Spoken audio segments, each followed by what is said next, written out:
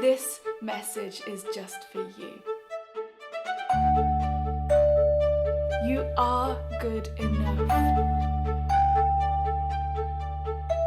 This is the episode for you. So many of us over the last few years have come to the realization that endlessly scrolling bad news is bad for our mental health. But it's also really bad for our goals. And so in this video, I just wanted to put into words how all the bad news is affecting our language learning and our goals, and to remind you that you are absolutely allowed to unplug from it all. I know it has been a really tough few years for almost all of us, regardless of what country we're in, and it feels like it's coming from all sides. Whether it's the pandemic, the economy, war, political instability, climate change, hate crimes, the list goes on and on. It feels like we're permanently teetering on the brink of collapse as a society. And then if we compound that on our reels, our TikToks, our videos with all the individual stories of heartbreak or loss or deceit or conflict, it really can feel like the world is a pretty dark place to be in right now. And then we look at our goals and dreams. They're big, they're beautiful, and they're empowering, and all of that, but they're also kind of scary. And there's always a voice that you're battling that asks, well, what if it doesn't work out? What if all this effort comes to nothing? And that right there is where faith in your goals and faith in the world correlate. When the world feels unfair, when it all seems rigged, keeping the faith is almost impossible. When the world seems overwhelmingly brutal, it feels too indulgent to dream. When the societal problems run so deep, it seems wrong to put all our efforts into working on ourselves. And when corruption and nepotism seem so widespread, it feels impossible that we could ever get a chance at success at all. And once that first layer of pessimism is well and truly set, I think so many of us find that we're then far more open to all the stories of why languages are difficult, why our particular language is one of the toughest out there, why people give up, or how we are so different from all the shiny people out there who are excelling in their language. Because when the world seems to be out to just trip us up, we see opportunities to fail everywhere.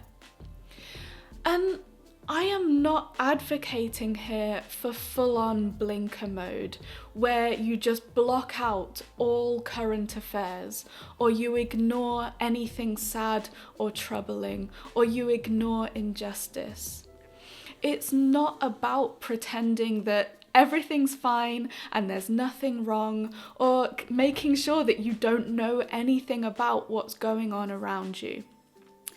But I have put 3 caveats into my life, and you might well find them useful too.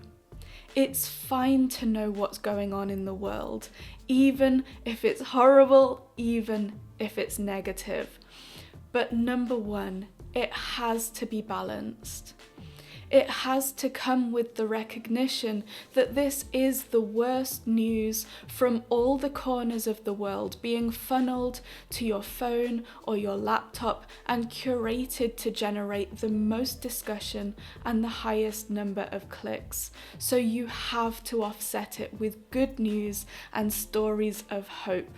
And your algorithm might not be as willing to send that stuff to you. So you might need to go out and look for it yourself. Number 2, it has to be productive. Hannah Ritchie, a data scientist and author from the University of Oxford, distinguishes between blind and actionable optimism, where blind optimism is rose-tinted glasses and just the completely unfounded belief that everything will surely work itself out. Actionable optimism is about solutions and it's about actions. And that is the one that we want. By consuming this content, we want to either be gaining valuable knowledge, finding out what's being done to improve the situation, so feeding optimism rather than pessimism, or 3, finding out how we can be part of the solution. Because empathy is important, but sinking into hopelessness rabbit holes is harmful to you and it's unproductive to the world. And number 3, it has to have time and energy boundaries around it. We're allowed to protect ourselves from all the misery. So as we go into this week, if you're finding that you're always fighting this vague feeling of hopelessness about the state of the world and your prospects within it, I'd really like to invite you to do an audit of what you're watching and what you're listening to, and to be really intentional about balancing out the positive and the negative content you consume. Because for all the negativity surrounding us right now, you need a steady stream of really healthy inputs, whatever that might be to you. Good music, motivational speakers, pictures of beautiful places, stories of scientific or technological progress, and also solutions to the problems that you're watching and listening to. And for your language learning too, you need a healthy mix of people who are starting their journey with you and people who are a bit ahead. But more than anything, you need to hear from people who are enjoying this and that can help you to enjoy the process with them. You need the stories that make you think, actually, what if this does all work out? What if making this progress could actually lead me to success? Why not me? Because the thing is, the world is both fair and unfair. There are terrible acts of cruelty here and beautiful acts of kindness. And there are opportunities opening up and there are doors closing. And we can only do optimism or pessimism at one time. So if there is one takeaway from this video, it's that keeping the faith in your language learning relies on you keeping the faith in yourself and keeping your faith in the world.